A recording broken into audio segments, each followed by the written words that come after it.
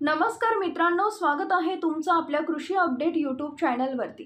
राज्यात वादळी वाऱ्याचा मुसळधार पावसाचा इशारा हवामान खात्याने दिलाय।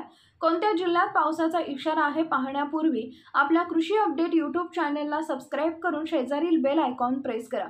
कोकण घाटमाथ्यावर पावसाची रिपरिप वाढत आहे। राज्यातही पावसाला पोषक हवामान होऊ लागलंय। आज दिनांक 2 रोजी सातारा जिल्ह्याच्या घाटमाथ्यावर मुसळधार पावसाचा इशारा ऑरेंज अलर्ट आहे। कोकण आणि घाटमाथ्यावर जोरदार पावसाचा इशारा तर विदर्भात वादळी वाऱ्यासह जोरदार पावसाचा अंदाज हवामान विभागाने वर्तवलाय।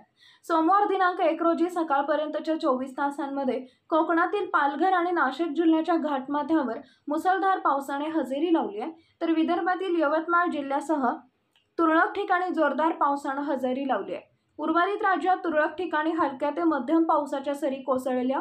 पालघर जिल्ह्यातील जव्हार इथं सर्वाधिक 112 मिलीमीटर पावसाची नोंद झाली।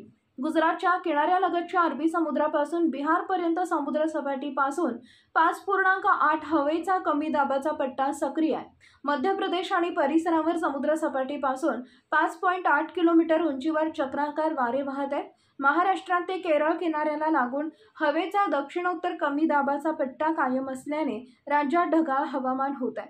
आज दिनांक 2 रोजी सातारा जिल्ह्याच्या घाटमाथ्यावर मुसळधार पावसाचा इशारा ऑरेंज अलर्ट आहे, तर ठाणे, रायगड, रत्नागिरी, सिंधुदुर्ग जिल्ह्यासह नाशिक, पुणे, कोल्हापूर जिल्ह्याच्या घाटमाथ्यावर जोरदार पावसाचा तर विदर्भात तुरळक ठिकाणी विजांसह पावसाचा इशारा येलो अलर्ट कायम असल्याचं हवामान विभागानं म्हटलंय।